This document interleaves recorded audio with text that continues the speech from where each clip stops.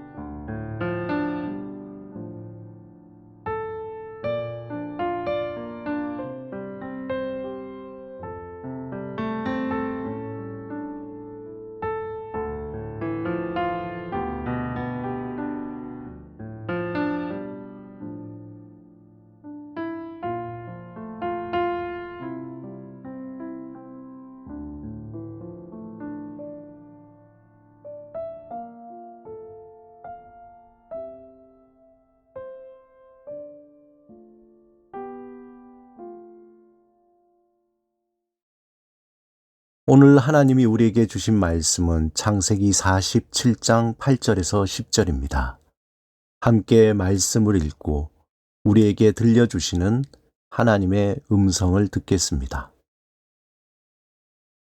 바로가 야곱에게 묻되 내 나이가 얼마냐? 야곱이 바로에게 아뢰되 내 나그네 길의 세월이 130년이니이다. 내 나이가 얼마 못되니 우리 조상의 나그네 길의 연조에 미치지 못하나 험악한 세월을 보내었나이다 하고 야곱이 바로에게 축복하고 그 앞에서 나오니라. 우리가 인생이라고 할 때의 한자로 사람 인자의 살 생자입니다. 말 그대로 사람이 살아있는 동안에 모든 것을 인생이라고 말합니다. 그 말은 우리의 삶이 소위 죽음이라는 문턱을 넘어서는 순간 인생은 사라지고 이 세상의 시간은 멈춰버리게 됩니다. 우리가 태어남과 동시에 우리에게 세상의 시간이 시작되고 인생은 시작됩니다. 우리가 죽음을 맞이하는 동시에 세상의 시간은 사라지고 인생은 막을 내리게 됩니다.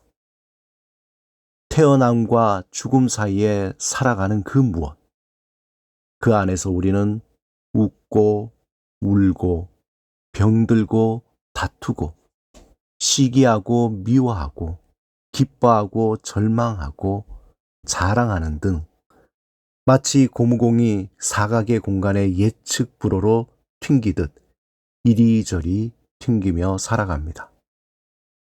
그러한 인생을 순간순간 돌아보면 마치 손가락 사이로 빠져나가는 모래처럼 잃어버린 시간으로 가득 차 있습니다. 그렇다면 우리에게 주어진 이 인생은 과연 어떤 의미가 있을까요? 여러분은 인생을 어떻게 생각하고 있습니까? 먼저 그림 한 장을 보시겠습니다. 이 그림은 에드바르트 뭉크의 절규라는 작품입니다. 뭉크는 어릴 적 어머니의 죽음과 누이 소피아의 죽음, 그리고 광적인 신앙을 소유했던 아버지로 인해서 자신이 느끼고 있는 불안과 공포를 구체함으로써 그의 작품에 상징적으로 표출하고자 했습니다. 뭉크는 인간이 갖는 욕망과 질투, 또 우울과 슬픔, 고독의 감정들을 반복해서 되뇌이게 되었고 그것을 작품으로 표현하고 싶었습니다. 자신의 생애 동안 죽음에 대한 불안과 두려움으로 끊임없이 그는 갈등에 사로잡혀 있었습니다. 그래서 사람은 뭉크를 절망의 화가라고 합니다. 하지만 많은 사람이 생각하는 것처럼 뭉크의 그림에는 절망적인 인간의 모습만이 그려져 있는 것은 아닙니다. 오히려 그는 인간의 원초적인 모습을 통해서 평생 끊임없는 생명을 추구하고자 했다고 합니다. 말하자면 인간의 가면에 가려진 민낯을 드러내 보이고자 했던 것입니다. 어떻게 보면 그는 자기의 작품을 통해서 희망을 이야기하고 싶었던 것입니다. 사실 우리는 누구나 자신만의 고통을 안고 살아가고 있습니다. 그 고통의 모양과 크기는 다르지만 고통의 통증의 합은 항상 같습니다. 이 말은 다른 사람은 나처럼 이런 고통이 없을 거야. 나도 저 사람처럼 좀 편하게 살았으면 좋겠어 라고 생각합니다. 하지만 막상 그 사람의 삶에 들어가면 그만큼의 다른 고통이 있다는 것입니다. 그러기에 우리는 그 고통을 해소하기 위해서 소극적이든 적극적이든 여러 가지 방법을 강구합니다. 소극적으로는 카페에서 커피 한 잔을 마시며 이야기를 하거나 공원을 산책하며 새소리를 듣거나 꽃들을 가꾸고 어두운 영화관에서 잠시나마 현실과 단절하여 영화에 몰입해 보기도 합니다. 어떤 이들은 적극적으로 놀이공원에서 실컷 놀이기구를 타고 신나게 놀아보기도 하고 험한 암벽을 오르거나 높은 곳에서 뛰어내리며 새로운 경험으로 고통을 잊어버리기도 합니다. 하지만 이 모든 것을 통해서도 잠시 고통을 떠날 수 있지만 우리가 사는 동안 이 고통의 덫에서 완전히 벗어날 수는 없습니다. 인간이라면 누구나 고통을 안고 살 수밖에 없고 인간이라면 고통의 통증을 느끼는 것이 너무나 당연합니다. 오늘 본문에 한 사람의 진솔한 인생 고백이 있습니다. 창세기 47장 8절에서 10절을 함께 읽겠습니다. 바로가 야곱에게 묻되 내 나이가 얼마냐? 야곱이 바로에게 아뢰되 내 나그네의 길의 세월이 130년이니이다. 내 나이가 얼마 못 되니 우리 조상의 나그네의 길의 연조에 미치지 못하나 험악한 세월을 보내었나이다 하고 야곱이 바로에게 축복하고 그 앞에서 나오니라. 이 장면은 야곱이 죽었다고 생각했던 아들 요셉을 애굽에서 만나게 되고 애굽 땅으로 이주하게 됩니다. 그의 아들 요셉은 애굽의 왕 바로의 절대적인 신입을 얻는 총리 대신이 되었습니다. 요셉은 그의 아버지 야곱을 바로에게로 모시고 가서 바로를 축복하는 장면입니다. 만약 야곱의 인생 중에서 야복강 사건 이전에 그의 삶을 아는 사람이 이 장면을 보면 다소 의아하게 생각했을 것입니다. 왜냐하면 그가 생각하는 야곱과는 너무 다른 모습이기 때문입니다.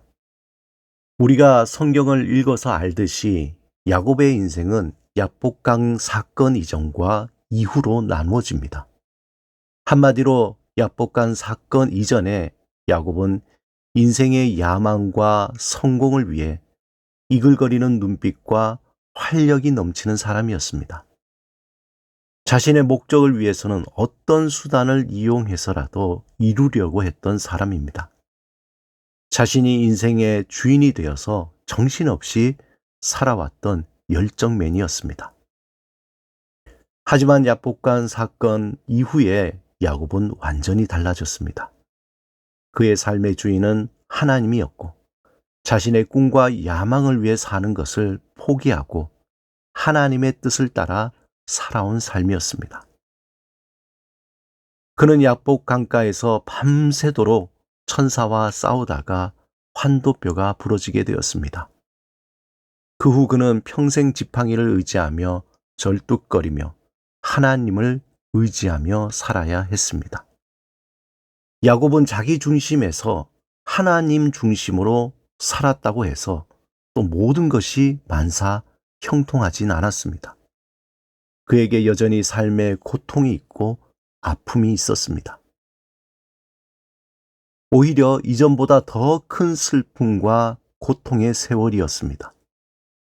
그의 딸 디나는 강간을 당하고 큰아들 루벤은 어머니와 같은 사람하고 잠자리를 같이 하며 창피해서 말도 못하고, 사랑하던 아들 요셉은 물론 다시 만나게 되었지만 잃어버리게 되고, 유다는 집을 뛰쳐나가 자기 멋대로 장가를 가더니 몹쓸 짓을 혼자 다 하고 다녔습니다.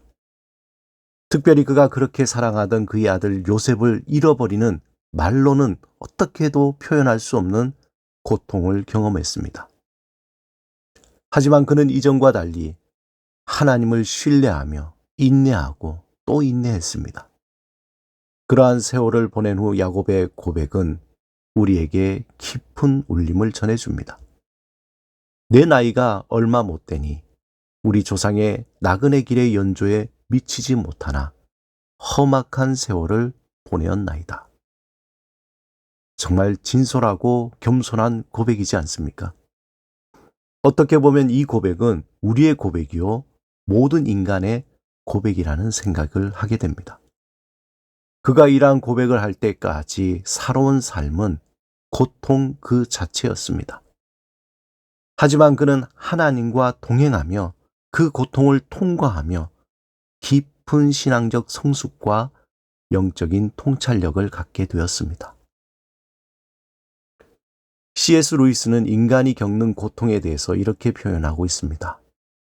불처럼 끊임없이 마음을 태우는 염려와 사막처럼 막막하게 펼쳐지는 외로움, 단조로운 불행이 반복되는 지루한 일상, 눈앞을 암울하게 뒤덮는 둔준한 통증과 느닷없이 찾아와 단번에 마음을 무너뜨리는 진절이 나는 고통, 그렇지 않아도 참기 힘든데 어느 한순간 갑자기 증폭해버리는 고통.